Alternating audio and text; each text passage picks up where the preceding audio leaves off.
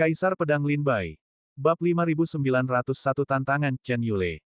Pertempuran antara Sekte Tianshui dan Gerbang Tiandi merupakan sesuatu yang sudah diperkirakan sekaligus tidak terduga. Hal itu sudah diperkirakan karena semua orang tahu bahwa Gerbang Tiandi dan Sekte Tianshui memiliki permusuhan yang sudah berlangsung lama, dan bentrokan antara kedua sekte tersebut tak terhindarkan. Yang tidak terduga adalah mereka tidak mengantisipasi tindakan Lin Bai yang kejam dan tanpa ampun, yang seorang diri memusnahkan semua prajurit Gerbang Tiandi yang berpartisipasi dalam perburuan surga selatan. Di bawah tatapan terkejut kerumunan, Lin Bai menyelesaikan urusannya dengan para murid Gerbang Tiandi dan mengambil tas penyimpanannya, lalu kembali ke tempat duduknya di Sekte Tianshui. Kakak senior putra suci, Bai Yifei, Zhou Xinjun, Li Juenian, Qiao Mo, dan yang lainnya memandang Lin Bai dengan gembira. Kemenangan Lin Bai hari ini tidak hanya membuatnya terkenal kembali di seluruh kerajaan Chu, tetapi juga membawa kejayaan bagi Sekte Tianshui, yang kebangkitannya tak terbendung. Sebagai murid Sekte Tianshui, Bai Yifei, Zhou Xinjun, Li Juenian, dan yang lainnya tentu merasa bangga dan akan dihormati di masa depan. Jaga lukamu, kita bisa membahas semuanya di sekte nanti, kata Lin Bai dengan tenang. Bai Yifei, Zhou Xinjun, dan yang lainnya mengangguk serempak. Dengan kehadiran Lin Bai, tidak ada seorang pun di puncak awan yang berani memprovokasi sekte air surgawi atau yang lainnya. Setelah pertempuran, puncak awan tetap sunyi untuk waktu yang lama, tanpa ada pendekar sekte atau putra suci yang melangkah ke panggung untuk menantang, seolah-olah mereka semua ketakutan oleh Lin Bai. Setelah menunggu sebentar, Chen Yule berdiri dan berkata, masih ada 2 hari lagi sampai perburuan berakhir. Karena semua orang telah berkumpul di sini, tujuan kita sama. Kita semua ingin mendapatkan lebih banyak mayat alien melalui perjudian. Kalau begitu, jangan buang waktu lagi. Karena tidak ada yang mau menantang, aku, Chen, akan pergi duluan. Chen Yule telah beristirahat dengan cukup, lukanya telah membaik, dan kultivasi serta kekuatannya telah kembali ke puncaknya. Dia berjalan maju dengan ekspresi dingin, kepala tegak, dan tiba di tengah panggung puncak awan. Semua prajurit mengangkat mata mereka untuk melihatnya, sangat penasaran, ingin tahu putra suci. Dari sekte atau keluarga mana Chen Yule akan menantang? Putra suci keluarga matahari, saya, Chen, bersedia menawarkan 10 makhluk eksotis sebagai taruhan, mengundang Anda untuk bertarung. Chen Yule mengamati puncak-puncak di sekitar puncak awan, menyadari tatapan semua orang tertuju padanya. Setelah lama terdiam, dia menantang Sun Miao, putra suci keluarga matahari. Chen Yule menantangku, 10 makhluk eksotis. Mendengar ini, mata Sun Miao berkedut, tatapannya berubah menjadi jahat. Tawaran Chen Yule berupa 10 makhluk eksotis sebagai taruhan memang menggoda bagi Sun Miao. Namun, Sun Miao khawatir tentang, apakah dia benar-benar tandingan Chen Yule. Keluarga Matahari, salah satu dari 5 keluarga dan 7 sekte kerajaan Chu, sebanding dengan sekte air surgawi. Dalam beberapa tahun terakhir, keluarga Matahari hanya menghasilkan sedikit anak ajaib, memberikan kesan sedang mengalami kemunduran.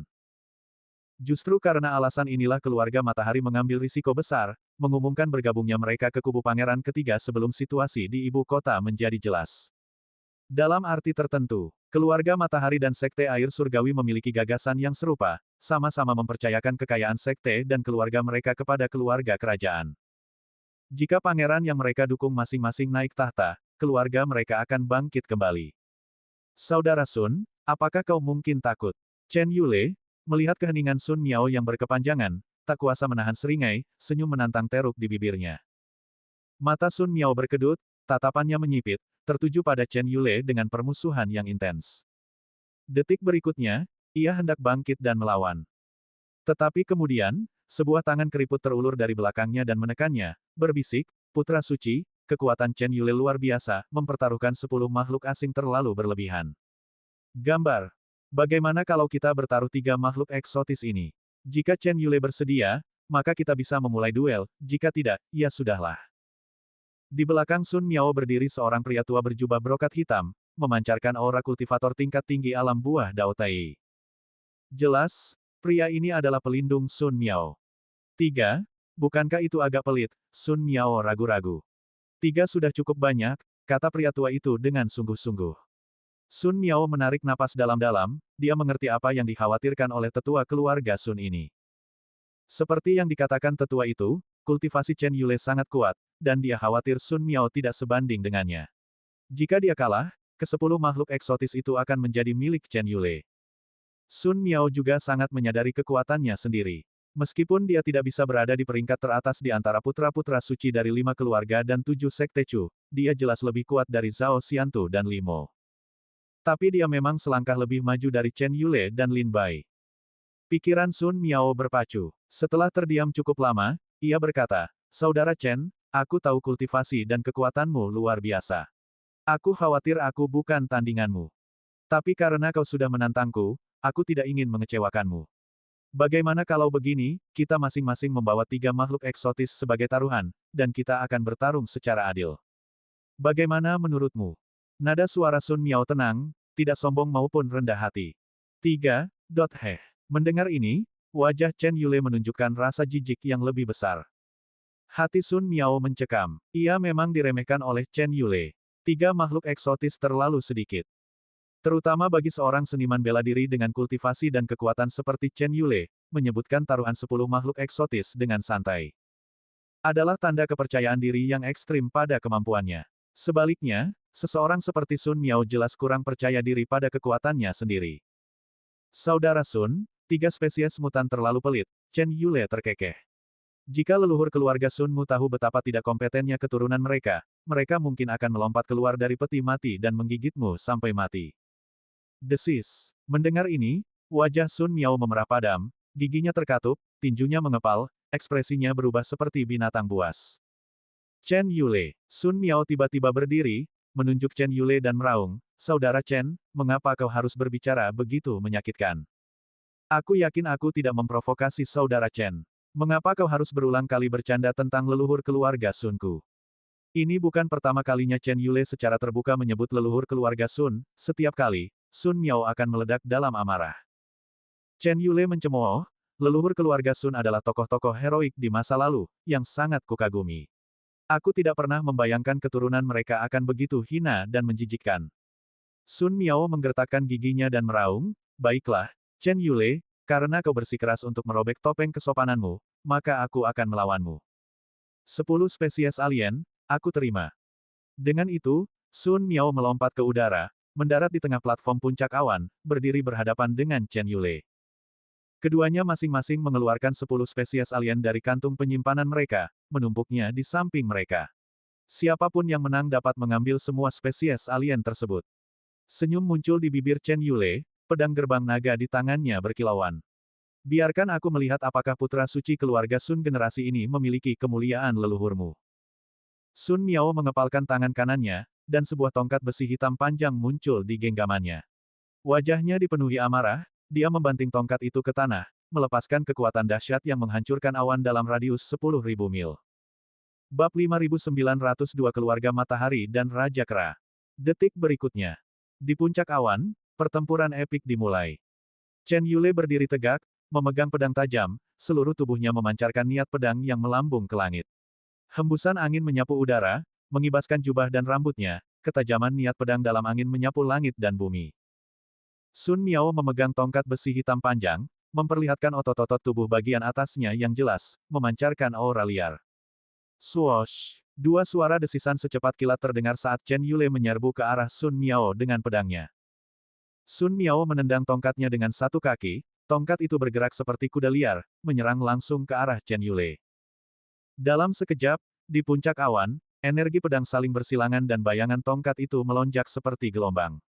Keduanya saling bertukar pukulan, ratusan gerakan secara total, tak satu pun yang mampu unggul. Dengan pedang yang ringan dan lincah, sosok Chen Yule sulit ditangkap dan tak terduga. Dengan tongkat yang menyapu langit dan bumi, tongkat Sun Miao mengaduk angin dan awan. Pertukaran antara keduanya membuat banyak putra suci dan ahli bela diri di puncak awan tercengang, dan bahkan banyak ahli bela diri di Istana Langit Berbulu pun terharu. "Ini pertama kalinya aku melihat putra suci Sun Miao bertarung, aku tidak pernah menyangka dia sekuat ini." Mata Lin Bai berbinar, terkejut dengan kekuatan Sun Miao. Menurut penilaian Lin Bai, kekuatan Sun Miao jelas di atas Zhao Xiantu dan Limo. Teknik tongkat yang dia kembangkan tampaknya sangat luar biasa. Lin Bai memperhatikan bahwa teknik tongkat yang digunakan Sun Miao sangat berbeda. Bai Yifei berkata dengan suara rendah, "Putra suci, Keluarga Sun adalah satu-satunya keluarga setengah iblis di antara 5 keluarga dan 7 sekte Chu. Keluarga setengah iblis. Lin Bai terkejut.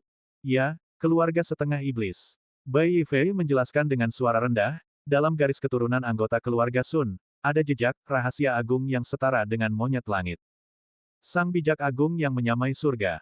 Lin Bai bergumam pada dirinya sendiri, tetapi tidak dapat mengingat asal-usul klan ini. Di kehampaan yang gelap, 4 daratan saat ini mengambang, alam roh, alam iblis, alam monster, dan dunia bawah yang legendaris. Dari keempat daratan ini, hanya dunia bawah yang ada secara independen. Alam iblis dan alam monster keduanya terpisah dari alam roh. Menurut catatan sejarah alam iblis dan alam roh telah menyaksikan 3 perang yang belum pernah terjadi sebelumnya. Perang penciptaan antara klan langit yang melahap dan klan dewa raksasa. Perang melawan iblis antara manusia dan monster, dan perang melawan iblis antara manusia dan jalan iblis. Ketiga perang ini melahirkan banyak dunia saat ini. Setelah perang penciptaan antara klan langit yang melahap dan klan dewa raksasa, alam roh runtuh, dan fragmen daratan yang tak terhitung jumlahnya tenggelam ke dalam kehampaan, menjadi 3.000 dunia saat ini. Benua kuno liar, tempat Lin Bai sebelumnya tinggal, termasuk dalam salah satu dari 3.000 dunia. Selama perang melawan iblis antara manusia dan monster, alam roh terpecah-pecah dan tenggelam ke dalam kehampaan. Para monster memimpin kaum mereka untuk bermigrasi, menciptakan alam monster seperti sekarang. Perang besar antara manusia dan iblis menghancurkan alam roh sekali lagi, menyebabkannya tenggelam ke dalam kehampaan dan menjadi alam iblis masa kini. Raja Kera yang setara dengan surga, yang disebutkan oleh Bai Yifei adalah ras iblis yang sangat kuat di antara ras iblis saat ini. Namun, secara logis, klan iblis Raja Kera yang setara dengan surga berada di dalam alam iblis. Bagaimana mungkin keluarga Sun terhubung dengan klan Raja Kera yang setara dengan surga?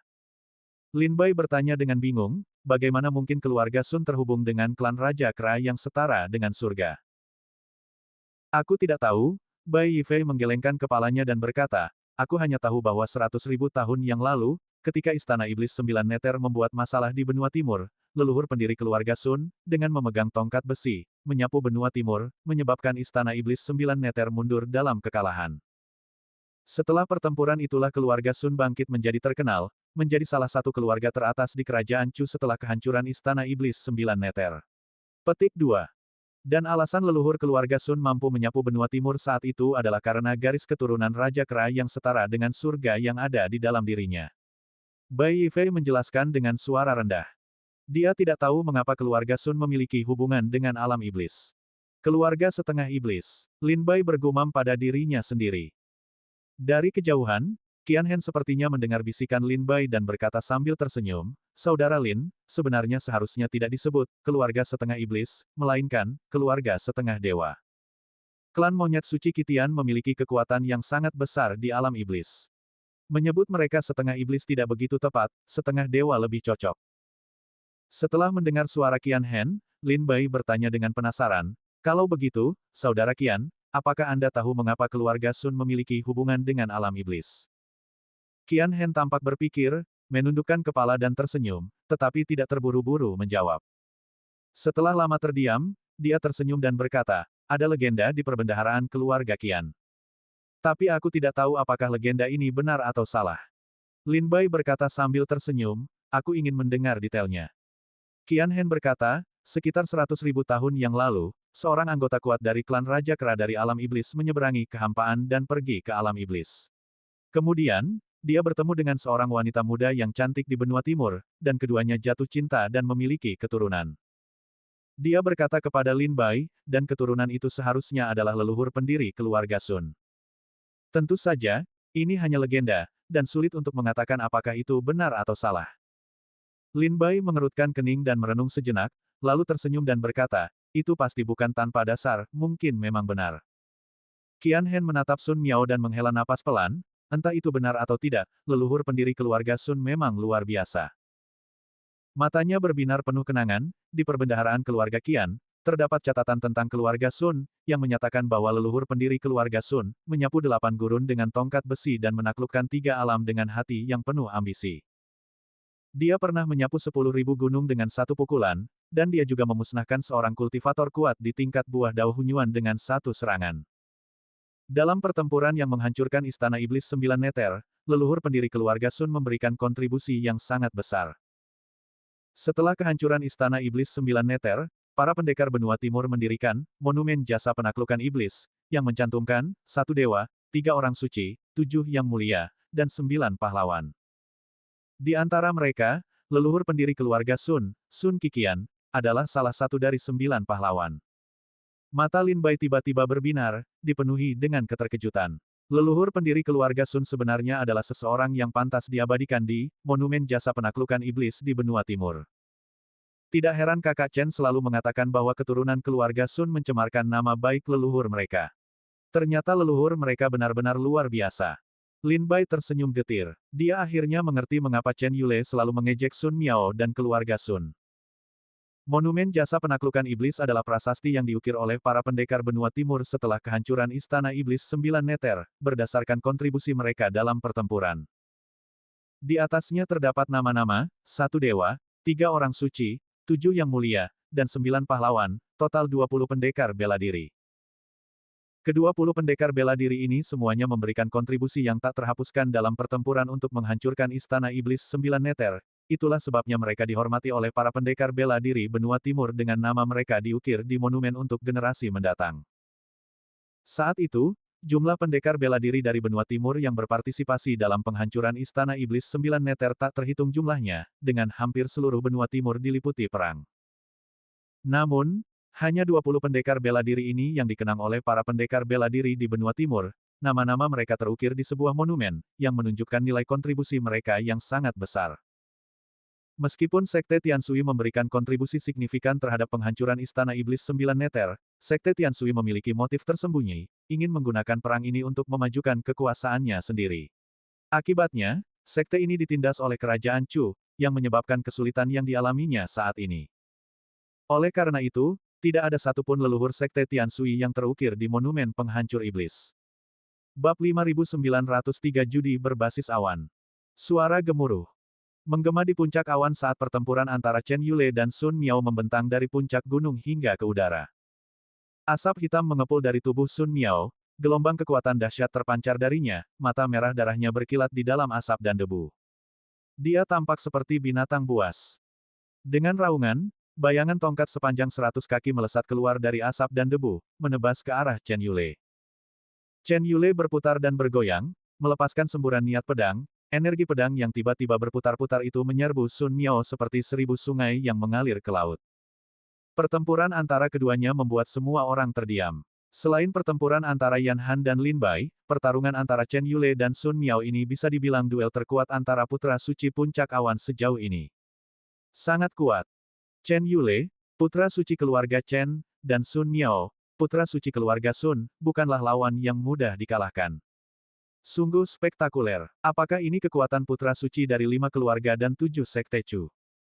Banyak pendekar bela diri dari Istana Langit Berbulu dan Puncak Awan berseru takjub. Keduanya bertukar pukulan selama ratusan ronde sebelum Chen Yule akhirnya menemukan celah dalam pertahanan Sun Miao.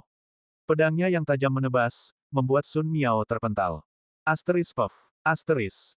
Semburan darah memenuhi udara saat Sun Miao terlempar ke belakang, mendarat dengan canggung di puncak awan. Aura pembunuh Sun Miao ditekan, wajahnya pucat dan lemah. Dia menatap dingin Chen Yule yang turun dari langit. Meskipun sangat enggan, dia tetap berkata, "Aku menyerah." Sun Miao menghela napas pelan, menggelengkan kepalanya sedikit. Dia telah menggunakan seluruh kekuatannya, tetapi dia masih bukan tandingan Chen Yule. Chen Yule mendarat di depan Sun Miao, tanpa ekspresi, dan berkata, "Sun Miao, aku tidak menyangka kekuatanmu telah meningkat." Sun Miao tertawa getir, tanpa menjawab. Ia mengangkat tangannya dan mempersembahkan 10 makhluk eksotis kepada Chen Yule, lalu berbalik dan berjalan ke tempat duduknya, duduk bersila untuk menyembuhkan lukanya. Setelah menerima makhluk-makhluk eksotis itu, Chen Yule juga kembali ke tempat duduknya untuk memulihkan diri. Setelah mengalami pertempuran hebat, meskipun Chen Yule telah mengalahkan Sun Miao, energi spiritualnya telah sangat terkuras, dan ia perlu memulihkan diri. Begitu ia kembali ke tempat duduknya, Lin Bai tersenyum dan berkata, "Selamat, Saudara Chen, atas perolehan 10 spesies eksotis." Chen Yule tersenyum tipis, tatapannya beralih ke arah keluarga Sun, dan menghela napas pelan. "Saudara Lin, leluhur keluarga Chen dan keluarga Sun memiliki sejarah panjang. Kedua keluarga kami pernah dianggap sebagai teman lama, tetapi saya tidak pernah menyangka bahwa dalam beberapa tahun terakhir, keluarga Sun menjadi semakin tidak terkendali. Itulah sebabnya saya sangat marah. Ah! Lin Bai mengangguk sambil tersenyum, saya mengerti, saya mengerti. Saudara Qian sudah memberi tahu saya. Meskipun Qian Hen menjelaskan leluhur keluarga Sun kepada Lin Bai, ia tidak menyebutkan dendam antara keluarga Chen dan Sun. Namun Lin Bai tidak ingin meminta terlalu banyak, lagi pula, di antara 5 keluarga dan 7 sekte kerajaan Chu, selain sekte Kuchan, sekte-sekte lainnya semuanya memiliki dendam masing-masing. Pertempuran hebat antara Chen Yule dan Sun Miao berakhir, membuat semua orang takjub dan menginginkan lebih. Kalau begitu, biarkan aku yang mengambil alih selanjutnya. Begitu Chen Yule kembali, Yi Song tersenyum dan bangkit, berjalan ke tengah arena. Duel di puncak awan adalah kesempatan terbaik untuk mendapatkan spesies eksotis, dan putra suci atau putri suci manapun yang memiliki kekuatan tidak akan mudah melepaskan kesempatan ini. Setelah memasuki arena, Yi Song, tanpa ragu, berbicara ke arah Sekte Wentian, berkata, Putra suci Sekte Wentian, Saudara Sangguan, saya juga bersedia menawarkan 10 makhluk eksotis sebagai taruhan. Apakah Anda keberatan bergabung dalam pertempuran, Saudara Sangguan? Di puncak awan, tim yang telah mengumpulkan makhluk eksotis terbanyak tidak diragukan lagi milik 5 keluarga dan 7 sekte kerajaan Chu. Termasuk juga kedua putri dan pewaris Raja Liang, serta putra suci Gua 10.000 mayat iblis dan sekte suci abadi. Selain mereka, 27 sekte kerajaan Chu dan berbagai keluarga besar dan kecil di Chu juga memiliki makhluk eksotis, tetapi jumlahnya tidak banyak. Jika seseorang menantang putra-putra suci dari 27 sekte Chu dengan 10 makhluk eksotis sebagai taruhan, mereka mungkin akan terlalu gentar untuk menerimanya. Lagi pula, kalah taruhan adalah masalah kecil dibandingkan dengan kehilangan muka bagi sekte mereka. Bahkan Sangguan Tong, putra suci sekte Wentian, tidak bisa menahan diri untuk tidak merasa cemas mendengar tantangan Yi Song. Yi Song adalah salah satu putra suci terkuat di antara 5 keluarga dan 7 sekte Chu. Sangguan Tong menganggap dirinya cukup kuat, tetapi dia tidak sepenuhnya yakin bisa mengalahkan Yi Song.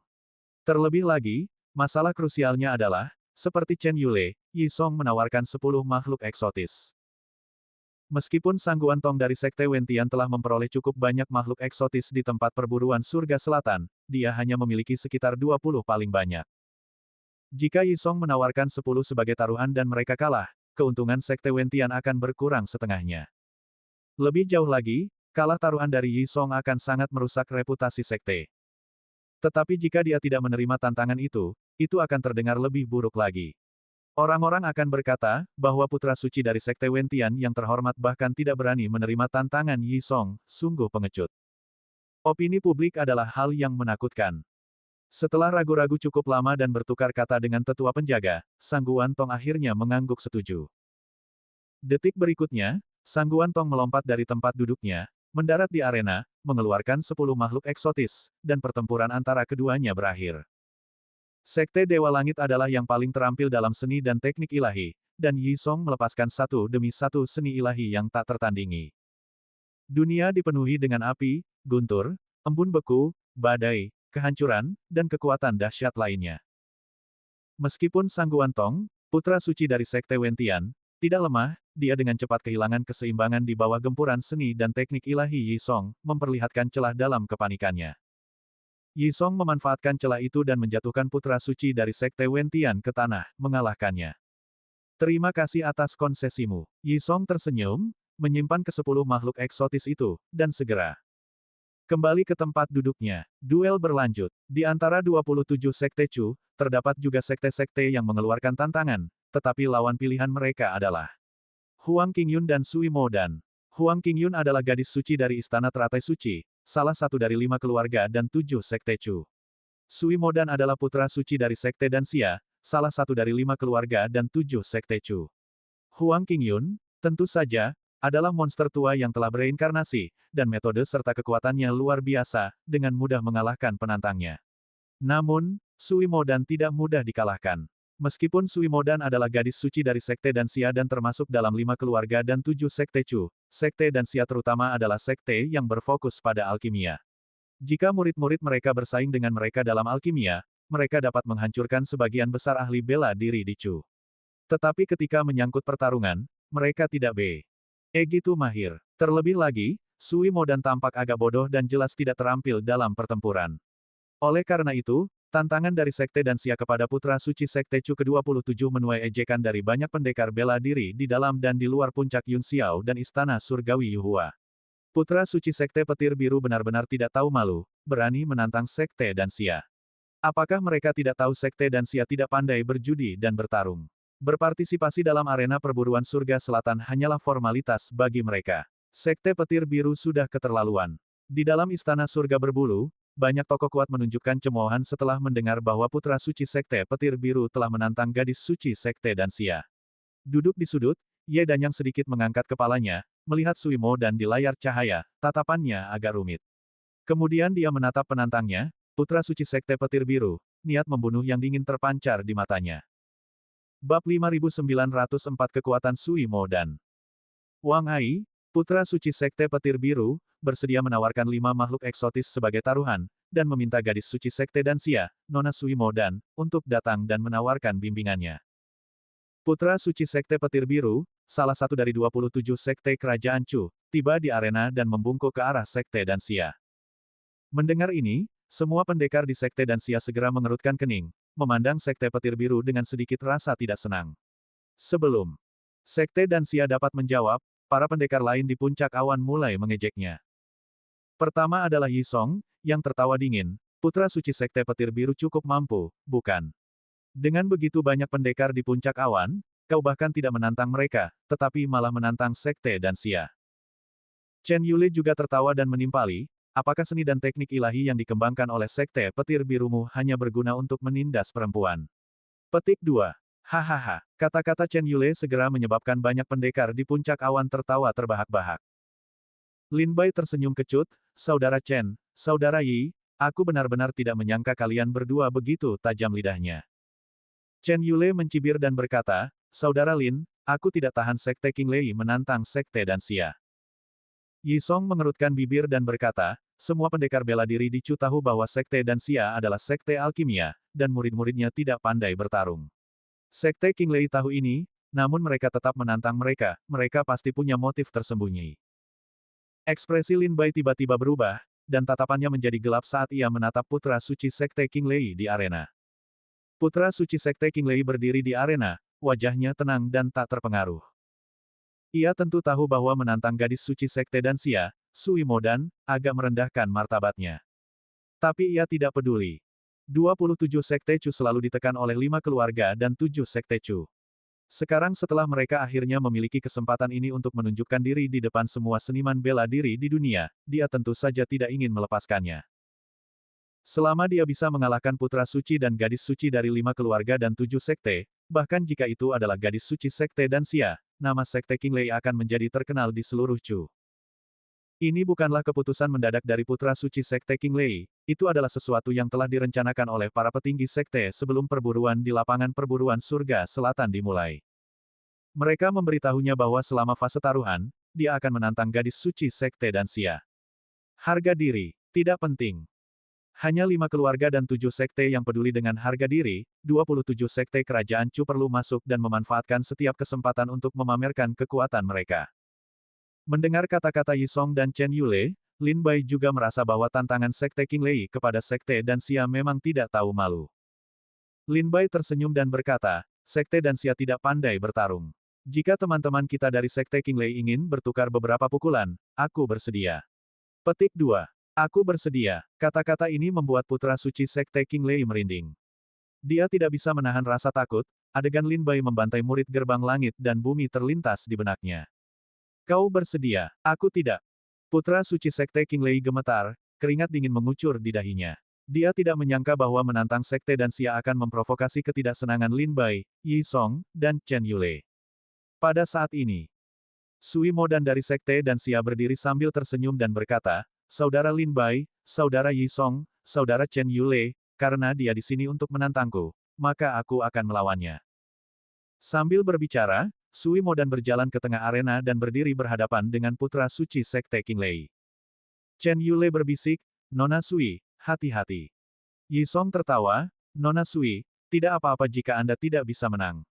Saya akan membantu Anda mengambil spesies alien itu nanti. Lin Bai tersenyum tetapi tidak mengatakan apa-apa lagi.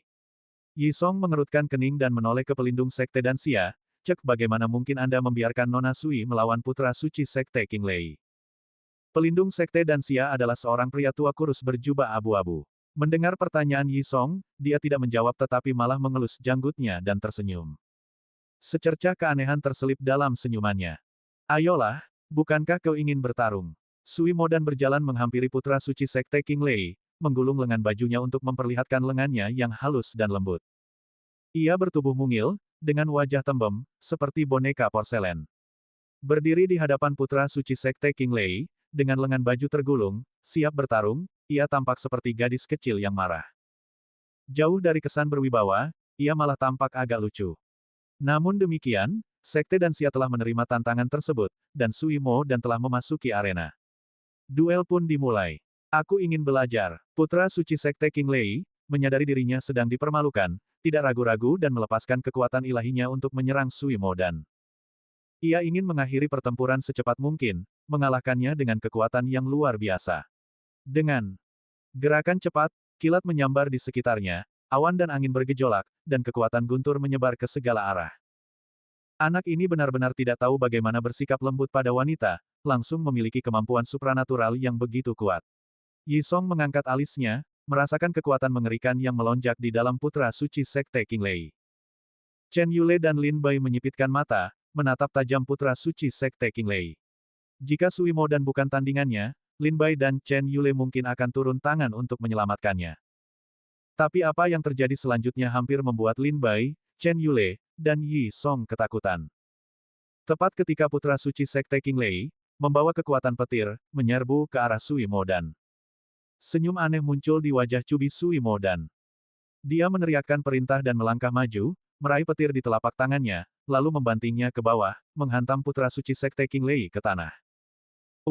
Putra suci Sekte King Lei jatuh ke tanah, memuntahkan darah, wajahnya langsung pucat. Dia benar-benar terkejut, baru kemudian menyadari bahwa gadis suci Sekte Danxia tidak selemah dan sesederhana kelihatannya. Di balik penampilan luarnya yang tampak polos dan romantis, tersembunyi kekuatan yang luar biasa dan mengerikan. Dia bisa menggenggam petir dan membantingnya ke tanah dengan satu pukulan telapak tangan. Lin Bai tercengang, Chen Yule terdiam, dan mata Yi Song melebar. Tepat ketika semua orang terkejut, Sui Modan berlari ke putra suci Sekte King Lei dan mengeluarkan tungku alkimia kuno dari tas penyimpanannya. Tungku alkimia itu tingginya sekitar 10 zang, dihiasi dengan rune yang rumit, dan memancarkan aura kuno dan lapuk. Senjata ilahi Luo Agung. Tungku pemurnian ilahi. Seru Chen Yule dan Yi Song serempak. Senjata ilahi Luo Agung. Teriak Lin Bai kaget. Tungku alkimia yang dikeluarkan Sui Mo dan sebenarnya adalah salah satu harta paling berharga Sekte Danxia, tungku pemurnian ilahi senjata ilahi Luo Agung. Setelah mengeluarkan tungku pemurnian ilahi, Sui Mo dan dengan lembut mengetuknya, menyebabkan tutupnya terlepas, dan dia meraih putra suci Sekte King Lei. Putra suci Sekte Petir Biru, meskipun memiliki kultivasi alam buah Dao Tai, sama sekali tidak berdaya melawan genggaman Sui Mo dan langsung dilemparkan ke dalam tungku. Tutup tungku tertutup dengan keras.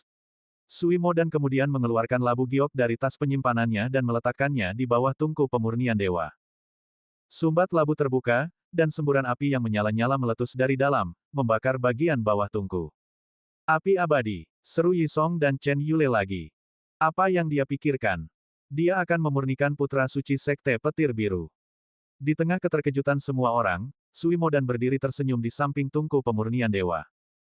Lengan kecilnya disilangkan di dada, senyum puas di wajahnya, dan aura, aku sangat hebat. Bab 5905 Tungku Pemurnian Ilahi. Api Abadi. Wow! Setelah melihat harta karun yang dikeluarkan Sui Mo dan, para pendekar di Yuhua Tiangong dan Yun Xiao Feng semuanya tersentak takjub. Qian Hen tersenyum dan menjelaskan kepada Lin Bai, saudara Lin, tungku alkimia yang dikeluarkan Nona Sui adalah harta karun tertinggi Sekte Danxia, yang disebut tungku pemurnian ilahi. Itu adalah senjata ilahi Luo Agung. Menurut legenda, leluhur Sekte Danxia pernah menggunakan tungku ini untuk memurnikan makhluk gaib agung menjadi abu. Pada titik ini, Qian Hen tersenyum, tapi itu mungkin salah.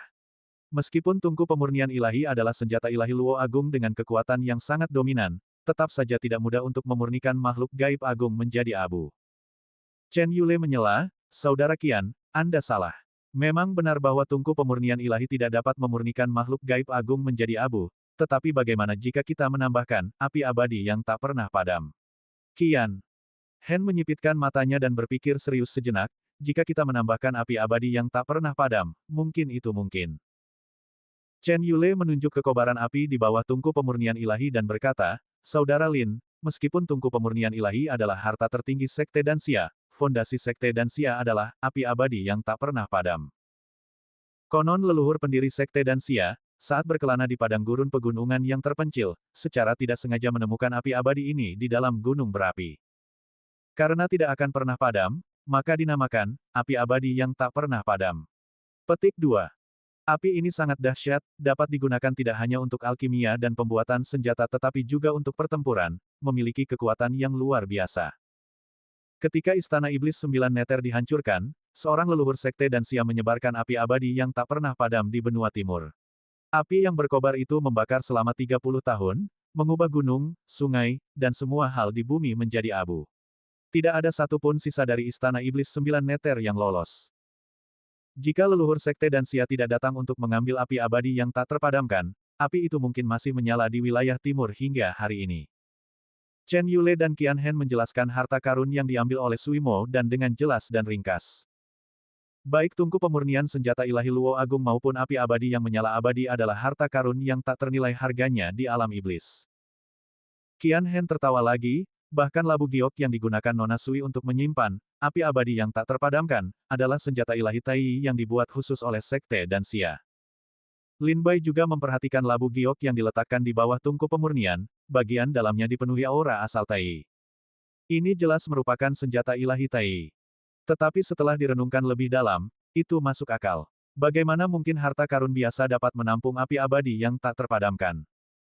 Senjata ilahi Dao biasa, yang dilemparkan ke dalam api abadi yang tak terpadamkan, kemungkinan akan langsung berubah menjadi abu. Lin Bai menarik napas dalam-dalam, matanya berbinar. Barulah kemudian ia memahami fondasi mendalam dari 5 keluarga dan 7 sekte kerajaan Chu.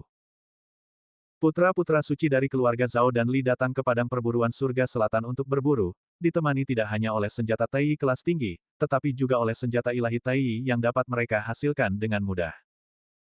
Meskipun Sekte Danxia adalah sekte yang menghususkan diri dalam alkimia, ketika Nona Sui bergerak, itu adalah api yang tak padam atau tungku pemurnian yang konon digunakan untuk memurnikan makhluk gaib yang hebat. Bahkan putra suci gerbang surgawi dapat menghidupkan kembali jiwa leluhurnya yang tersisa. Jika Lin Bai tidak memiliki teknik pembunuh naga, Yan Han kemungkinan akan tak terkalahkan di sini. Melihat sumber daya dari 5 keluarga dan 7 sekte kerajaan Chu, tampaknya hanya sekte Tian Sui yang relatif miskin. Sekte ini hanya memiliki beberapa senjata ilahi Tai, semuanya dikendalikan oleh leluhur mereka. Teknik Taois dan kemampuan supranatural yang mereka warisi juga sangat langka. Dalam hal senjata ilahi, mereka tidak dapat dibandingkan dengan sekte seperti keluarga Zhao dan Li. Dalam hal material langka dan berharga, mereka tidak dapat dibandingkan dengan sekte-sekte seperti Sekte Danxia dan Kuchan. Dalam hal teknik Taois yang diwariskan, mereka tidak dapat dibandingkan dengan sekte-sekte seperti Tianxian dan Istana Senglian. Tidak heran status sekte Tiansui di kerajaan Chu begitu rendah. Tetapi jika dipikir-pikir, itu masuk akal, lagi pula, sekte Tiansui telah mengalami kemunduran sejak 100.000 tahun yang lalu. Selama 100.000 tahun penuh, berbagai kekuatan telah mengikis sekte tersebut, dan pengkhianat telah berlipat ganda di dalamnya, menyebabkan pencurian dan hilangnya harta karun di dalam sekte Tiansui. Tanah-tanah kaya sumber daya yang diduduki oleh sekte tersebut juga telah dijarah oleh tokoh-tokoh yang berkuasa. Dikelilingi oleh musuh dari segala sisi, sungguh luar biasa bahwa sekte Tiansui berhasil bertahan hingga saat ini. Apa yang ingin dilakukan Sui Mo dan apakah dia bermaksud untuk mengubah putra suci sekte King Lei menjadi abu? Ini. Banyak pendekar bela diri di Istana Langit Berbulu berseru kaget. Patriark Sekte King Lei buru-buru bangkit, menangkupkan tangannya ke arah Patriark Sekte Danxia, berkata, Saudara Tao Liu, ini hanyalah duel persahabatan, mengapa sekte Anda harus begitu kejam? Masalah ini disebabkan oleh kelalaian Sekte King Lei. Saya mohon kepada Saudara Tao Liu untuk meminta Nona Sui untuk berbelas kasih dan mengampuni nyawa putra suci saya. Di dalam Istana Surga Berbulu, Patriark Sekte King Lei dengan tergesa-gesa memohon belas kasihan kepada Patriark Sekte Danxia. Patriark Sekte dan Xia tersenyum dingin, Sekte dan Xia selalu lebih suka memurnikan pil secara diam-diam dan tidak suka berpartisipasi dalam pertempuran, yang membuat banyak orang percaya bahwa Sekte dan Xia mudah ditindas. Hehe. Patriark Sekte Qinglei menghela napas, Sekte Qinglei bersalah dalam hal ini, dan pasti akan mengirimkan hadiah yang besar kepada Sekte dan Xia di masa depan. Patriark Sekte dan Xia tersenyum, bahkan jika saya bersedia mengampuni nyawa putra suci Sekte Anda, saya berada di istana surga berbulu, bukan di tempat perburuan, jadi bagaimana saya bisa membebaskannya?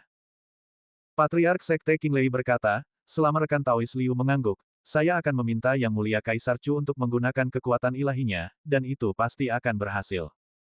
Wajah Patriark Sekte dan Xia menjadi gelap, dan dia mengerutkan kening, berpikir sejenak. Patriark Sekte Qinglei sangat cemas. Tungku pemurnian ilahi dan api abadi yang tak pernah padam begitu dahsyat sehingga putra suci Sekte Qinglei akan langsung menjadi abu. Ia tak sabar menunggu Patriark Sekte dan Xia mempertimbangkan hal ini. Patriark Sekte Qinglei menggertakkan giginya, wajahnya meringis kesakitan, dan berkata, Sekteku memiliki bunga petir langit biru. Jika Sekte dan Xia bersedia mengampuni nyawa putra suciku, aku akan secara pribadi mengantarkannya ke Sekte dan Xia sebagai permintaan maaf setelah perburuan. Mata Patriark Sekte dan Xia berbinar. Kita semua adalah Sekte Kerajaan Chu, kau terlalu sopan. Ini hanyalah kompetisi bela diri. Gadis suci Sekteku yang bertindak arogan dan seharusnya tidak mengambil nyawa. Aku memohon kepada Yang Mulia untuk menggunakan kekuatan ilahi Yang Mulia untuk mengampuni nyawa putra suci Sekteku. Kata Patriark Sekte dan Xia sambil tersenyum.